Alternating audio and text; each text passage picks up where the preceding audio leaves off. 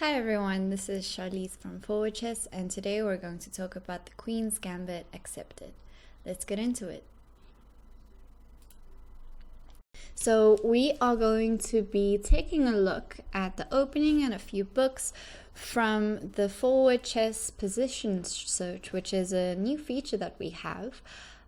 You will find the little icon next to the search bar on the web page, our main homepage. And this is what it's going to look like. So basically how the feature works is that you can put in any existing position, you can paste the FEN, or you can create the position yourself, and then you can search for it and see which book comes up. Now, this is going to help us in our videos, so he can use the board, move the pieces around. So let's get into it. We're going to talk about the Queen's Gambit, the name origins, its history, and a few of the main lines. We're also going to look at some books we can learn from that you can get on Forward Chess, and some cool game examples. Now, the Queen's Gambit opening is a chess opening that came way before the Netflix Queen's Gambit series. And the first few moves start off with d4, d5, white plays c4. Now, this is where the origins of Queen's Gambit comes. In general, a gambit in chess is an opening where you sacrifice a piece. Most of the times you'll be sacrificing a pawn. In exchange, you sacrifice that for initiative, for attack, sometimes checkmate. But the Queen's Gambit is arguably not exactly a gambit, because although white gives up the pawn, white gets it back very quickly. And black doesn't exactly intend on holding on to the pawn. But in any case, it's on the queen side of the board, which makes it the Queen's Gambit. If we had to look at the King's Gambit, that starts at e4, e5, f4, because the pawn on the king side is being gambited. So let's go back. Queen's Gambit, d4, d5, c4. Now, black has two main ways to respond. Black can accept the gambits. When you accept the gambit, you say thank you for the free pawn, let's play this game, and black would capture. Other ways are declining the gambits. We can defend with e6, just defending the d pawn. This is called the Queen's Gambit declined. Or even declining with c6. This is called the slough defense. Or even, tell black tells white that, you know what, you're gambiting a pawn, I'm going to gambit one as well. And that's with a move like e5. This crazy line is called the Albin counter gambit. Right, but our focus today is going to be on the Queen's Gambit. The opening has a long history and has been a popular choice. We've seen it being played in world championship matches, we've seen it on TV, we see it in club games all over. It's a pretty popular line, and old theory saw black either decline or accept and hold on to the pawn as tightly as possible.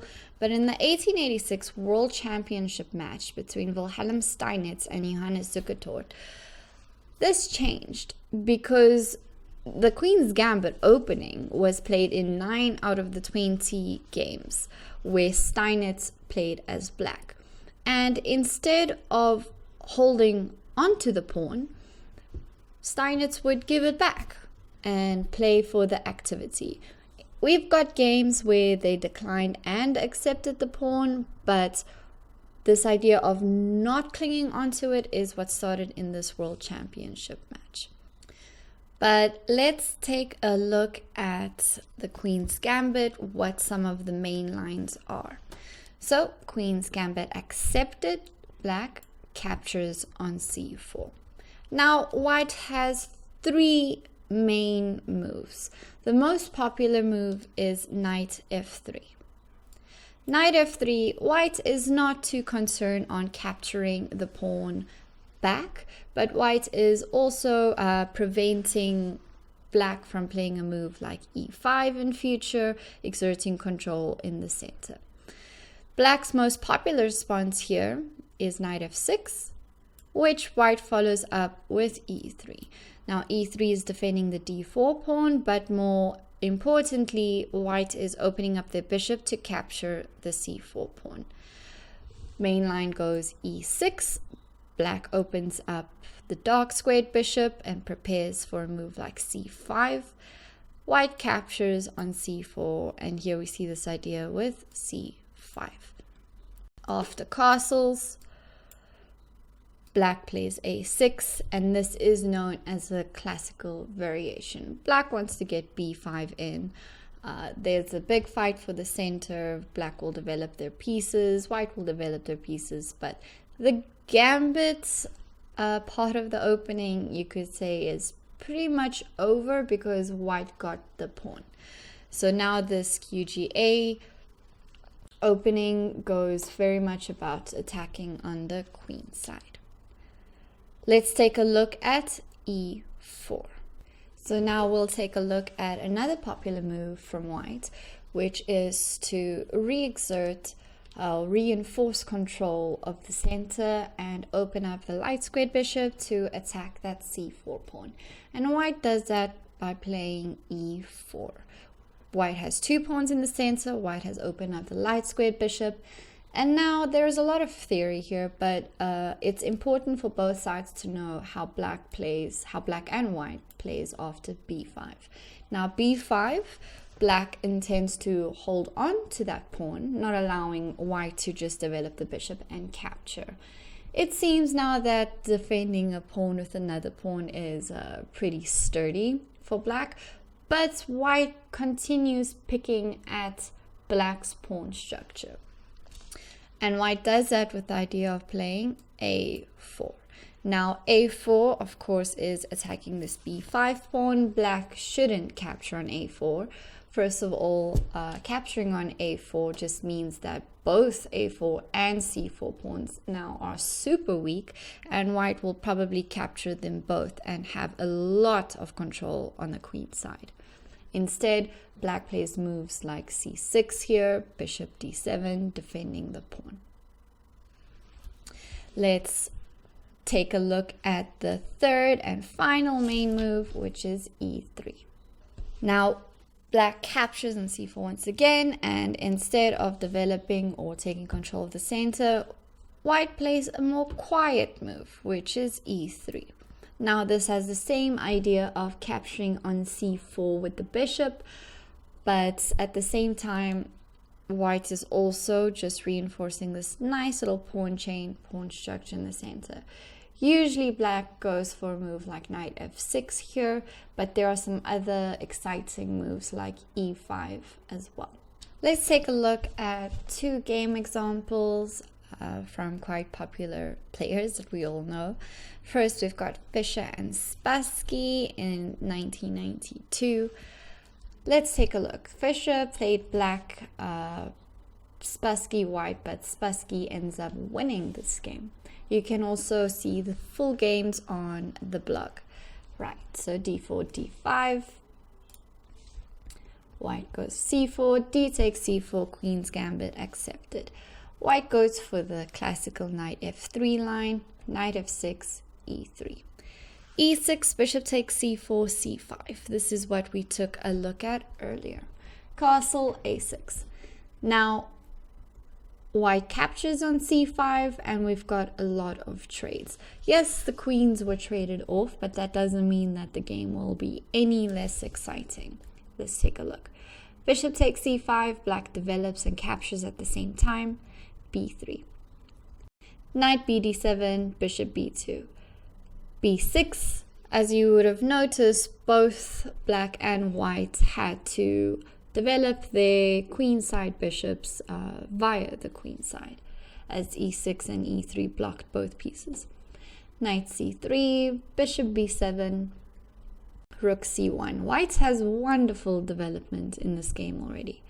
Bishop e7, black is already anticipating an attack on the c file. Black wants to get his own rook there. knight d4, rook c8, f3. Now a move like f3 is really interesting. Not only is white controlling the e4 square, so there's a possible push for e4 later, but also white is placing a pawn on this long diagonal of the black bishop, which kind of renders that bishop not as strong anymore. b5, bishop e2, bishop c5, king f1, king e7, and now we've got our move that we spoke about, which is e4. Black starts doing some crazy things on the king side with g5, knight b1, g4. Of course, we know Fischer, and this is very much in the spirit of his style. Bishop a3, b4. Now this is an interesting move, and now we've got a very, very nice tactic on the board, and that is rook takes c5. Rook takes c5, knight takes c5. Now this b4 move is understandably a weakness as we capture, and that knight is also pinned. Black brings their other rook into the game, knight a3.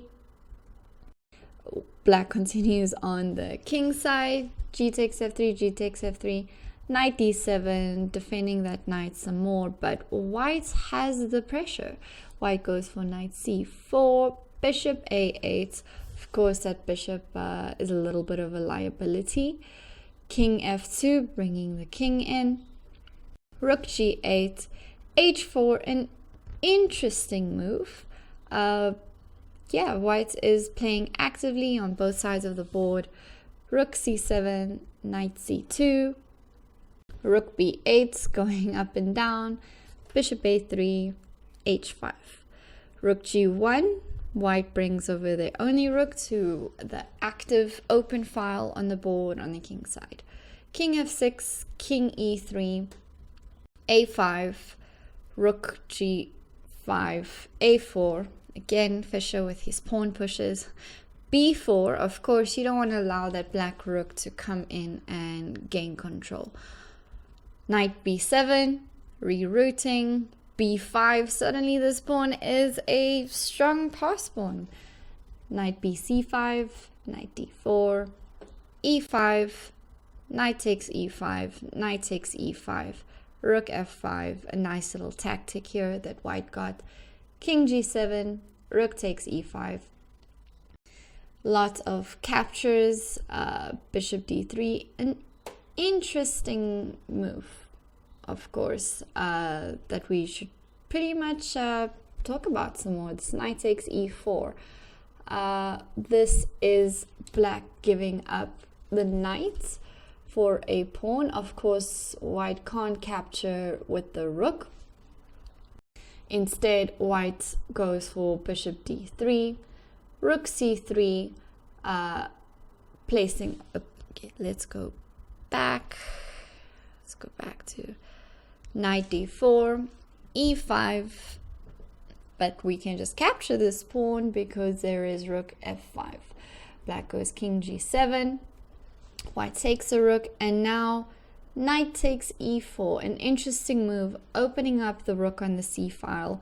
Now, of course, the white rook can't take, and if the pawn takes, black has rook c3, check.